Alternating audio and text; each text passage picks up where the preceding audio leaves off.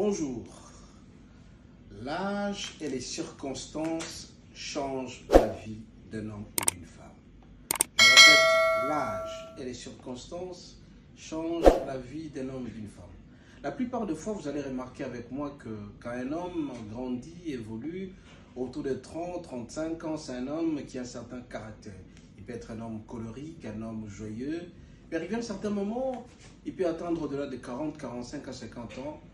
Il commence à changer un tout petit peu parce que tout simplement il grandit, il acquiert de la sagesse. Ou bien, il peut connaître certaines circonstances qui risquent de changer sa vie. Un homme qui était imbu de lui-même, orgueilleux.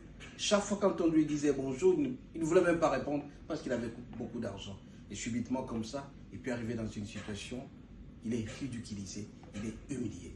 À ce moment-là, il apprendra bien les choses. Et donc, bien aimé, je viens vous dire tout simplement que la plupart des gens changent avec l'âge. Tu peux grandir subitement comme ça, tu atteins l'âge de 40, 50 ans. Beaucoup de gens ont changé après 50, 55 ans, 60 ans. Et surtout les femmes. Quand les femmes grandissent entre 25, 40, 45 à 50 ans, tout feu, tout flamme.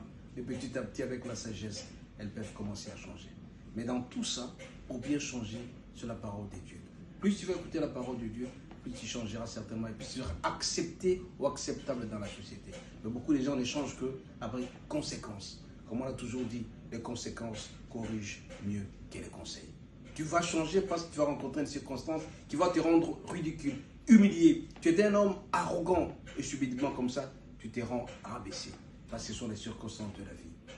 Et je te dis ce soir, une seule chose, c'est que approche-toi de l'Éternel, acquiert de la sagesse, comme il est dit dans Proverbe 8, verset 12. Plus que tu as de la sagesse, plus tu vas discerner. Et l'acte que tu vas poser sera profitable et pour toi, et pour les générations futures, et pour notre Dieu. Soyez bénis, à la prochaine.